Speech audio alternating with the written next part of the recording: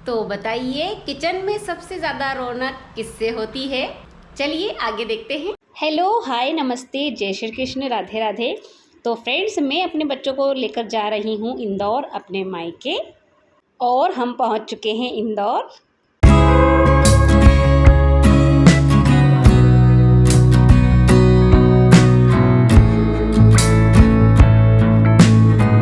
तो मैं घर पहुंच चुकी हूं और बच्चे पहले ही आगे भाग गए हैं। बैग को भी यहीं छोड़ दिया है। चलो ठीक है, बाद में ले जाएंगे।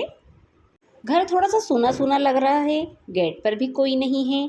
तो देखते हैं अंदर चलकर आखिर मांजरा क्या है। तो जैसे ही मैं अंदर गई तो सबसे पहले मुझे मेरी बड़ी दीदी मिली और बहुत ही खुश हुई है वो मुझसे। लेकिन यहाँ पर ना ही तो भाभी है, ना ही मम्मी है, ना ही बच्चे हैं, ना ही भैया है, ना ही पापा है। सिर्फ दीदी है, उनके बच्चे हैं और ये मेरे जिया जी बैठे हैं। तो इन्होंने मुझे खुश करने के लिए कोई कमी नहीं छोड़ी है। सभी चीज़ें हमारी पसंद की ही मंगवाई है। पेस्ट्री जो मुझे और बच्चों को बहुत पसंद है, तो पहले से मेरी दीदी के लड़के ने लाकर रख रखी थी। तो आखिर क्यों यहाँ पर कोई नहीं है, ये आपको मैं आगे बताती हूँ। पहले बहुत भूख लगी है तो थोड़ा सा नाश्ता कर लेते हैं। और स्प्राइट,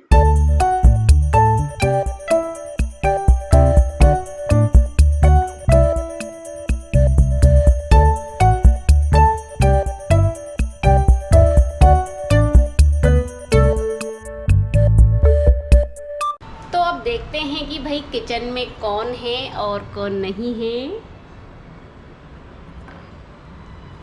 तो अभी किचन पूरा खाली है, क्योंकि ना ही भाभी है और ना ही मम्मी। और किचन में रौनक होती है भाभी और मम्मी से। तो सबसे पहले किचन में रौनक होती है अपनी मम्मी से, और मम्मी के बाद फिर भाभी से। लेकिन अभी यहाँ पर दोनों ही नहीं है, तो किचन बहुत ही सूना सूना लग रहा है उनके बिना।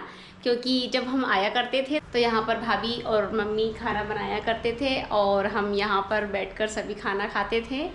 लेकिन आज दोनों ही नहीं है, तो वाकई में उनके बिना बहुत ही अजीब सा लग रहा है। तो लेकिन भाभी अभी घूमने गए हैं ऋषिकेश, तो वहाँ से वो मेरा ब्लॉग ज़रूर देख रहे होंगे। तो उनके लिए मेरा मैसेज है कि भाभी, आपके बिना वाकई में बहुत ही सूना सूना लग रहा है। आपके बिना ये घर बहुत ही खाली खाली लग रहा है। तो आप प्लीज़ जल्दी आ जाए हमारे जाने से पहले, क्योंकि फिर हम भी घूमने के लिए जा रहे हैं। तो आप पहले एंजॉय कर लीजिए अच्छे से। और बच्चों की भी छुट्टियां हैं तो वो भी बहुत एंजॉय कर रहे हैं, और मैं भी अपने बच्चों को लेकर आई हूँ उन्हीं को एंजॉय कराने के लिए। तो फ्रेंड्स, अब मैं थोड़े दिन यहीं रहूँगी। अगर मेरे जाने से पहले भैया भाभी आ जाएंगे तो मैं आपको उनसे ज़रूर मिलवाऊँगी। तो चलिए अब आगे के काम देख लेते हैं। तो आज आई हूँ मैं, तो काम तो वो मुझसे कुछ करवा नहीं रहे हैं। खाना उन्होंने पहले से ही रेडी कर रखा था। तो खाने में है सेव टमाटर की सब्जी, और बेसन वाली मिर्ची है, और करेले की सब्जी है, और पुलाव है। तो बड़ी दीदी भैया के यहाँ पर कुछ दिनों के लिए रुकी हुई हैं, क्योंकि उनके पैर में कुछ प्रॉब्लम है। तो वो थेरेपी के लिए रोज़ हॉस्पिटल जाते हैं, इसलिए वो यहीं पर हैं। और अब मैं आई हूँ अपनी भतीजी के रूम में। बहुत ही खाली लग रहा है उसके बिना ये रूम, क्योंकि जब भी मैं आया करती थी ना, तो सबसे पहले मुझे अपने रूम में ही लेकर आती थी।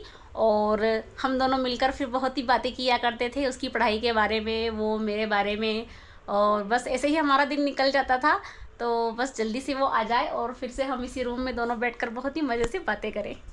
और अब मैं 2 घंटे की बहुत ही अच्छी वाली नींद में सोकर उठी हूँ, तो बहुत ही अच्छा लग रहा है।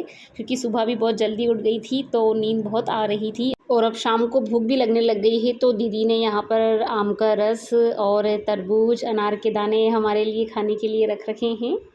सबको बहुत नींद आ रही थी, तो खाना खाने के बाद सभी सो गए थे। तो किचन का अभी सामान भी फैला ही हुआ है, साफ़ ही करना नहीं हुआ है। मम्मी पापा से मैं आपको जब मेरे फर्स्ट मायके जाऊंगी तब मिलवाऊंगी, क्योंकि बड़े भैया और भाभी वहीं पर रहते हैं।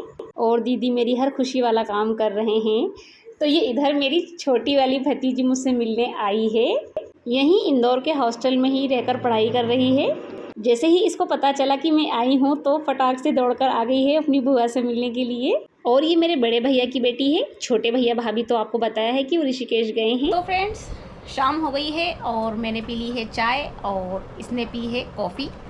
तो अब मैं आज सोच रही हूँ उसकी क्लास ले लेती हूँ, बहुत टाइम हो गया है। तो इंदौर में रहकर ये होम कंफर्ट हॉस्टल में रहकर पढ़ाई कर रही है। तो बेटा, पढ़ाई कैसी चल रही है? बहुत अच्छी चल रही है। Very good.